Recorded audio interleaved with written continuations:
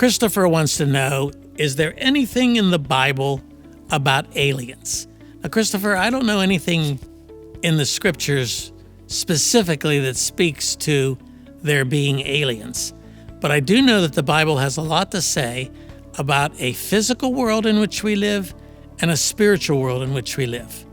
And I believe there's a very thin veil between the physical world, which is all around us, and the spiritual world, which we cannot see. I believe there is a space-time continuum that separates the physical world from the spiritual world. And if God were to permit us to just lift that veil for a moment, to see what is going on behind the scenes, we would see a great invisible war. We would see a demonic war.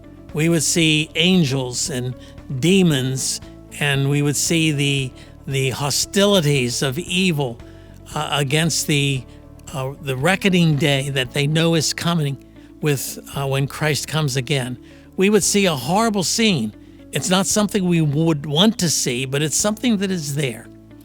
Well, I look out into our world, the world in which we live, and we do know this, that when God created the heavens and the earth, it says the heavens and the earth, that when we look up into the sky, we are looking at what I would simply call the second heaven.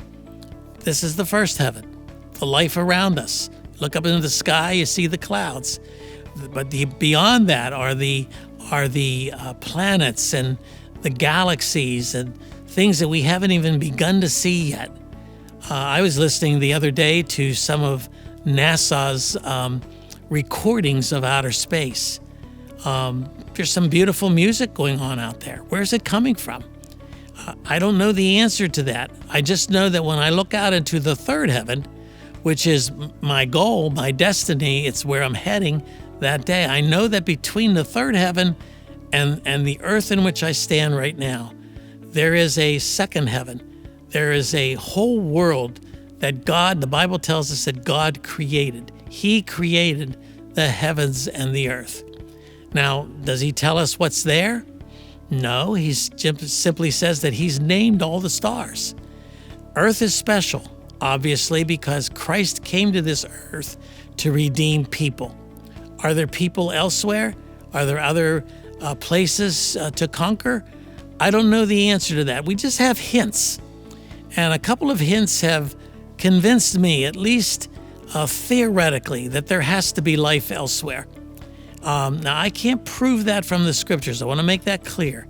I don't want you running off to New Mexico and trying to look for aliens there and join some of the nut crowds that are out there that like to speak of the assurance that the world needs to have that there are aliens.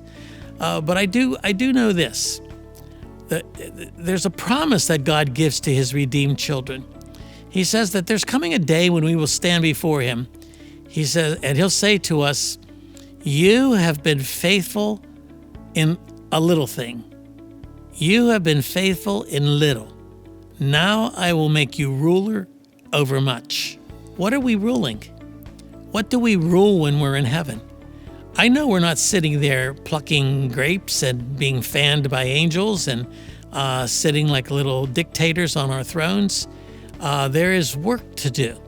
The story of redemption, I don't believe, is restricted to earth.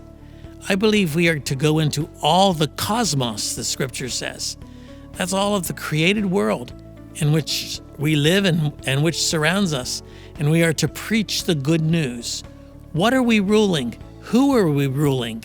What is our message? What is the work that we still have to do? The only conclusion that I can come up with is that there is life elsewhere. Can I prove it from the scriptures? Absolutely not. But I can tell you this, that there's a physical world and there's a spiritual world. But there's more to our physical world than we have been able to see. We pride ourselves on the fact that we went to the moon and back. We pride ourselves on spaceships to Mars and what have you. But those are so tiny compared to the vastness of the universe. They take us months and years to get to these near planets, let alone the distant ones, let alone distant galaxies, let alone galaxies that we haven't even discovered yet.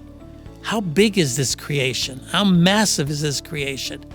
Is it so massive that when God redeems this earth, this fallen earth, and strips it of all of its sinfulness and restores to us the garden, is it that massive that this becomes our launching pad, so to speak, to take the message of redemption to other places that have yet to hear of the goodness of our God? I don't think that's too far from anyone's imagination, but it's certainly not something that I can prove from the scriptures. I do hope this helps.